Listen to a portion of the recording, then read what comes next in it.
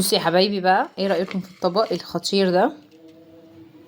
بصوا، تحفة. ودول اللي انا عملتهم من يعتبر 4 بطاطسات، نزينهم بقى بشوية بقدونس. طبق حلو جدا، ما تيجي نخش نشوف عملنا الحاجات الحلوة دي ازاي.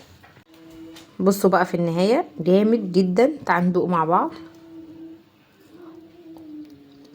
واو واو، ومن غير يعتبر غير معلقتين زيت بس.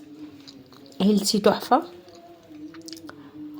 خطير، ده يجنن. اللي فيه دي توابل يا حبايبي مش زيت.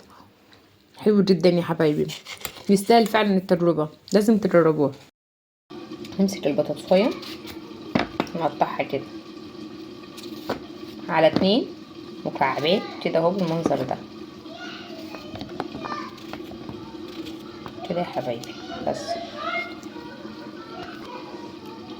اهو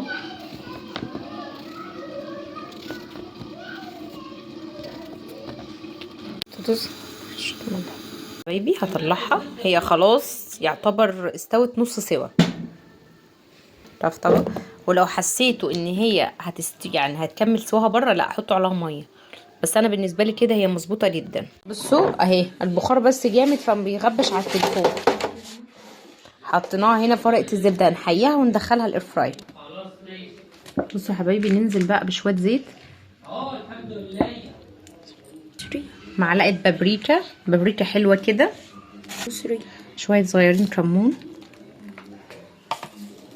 شويه صغيرين 7 بهارات، بمعلقه ملح يا حبايبي، بعصره ليمونه، ودي ما تستغنوش عنها. بصي يا حبايبي، بعد ما عملناها كده وحطينا دمغنا فيها التوابل كلها، هولع عليها بقى بقدونس. لو عندكم بقدونس مرفف هيبقى حلو قوي. انا بالنسبه لي كده بقت تمام جدا، هطلعها بقى على الطبق.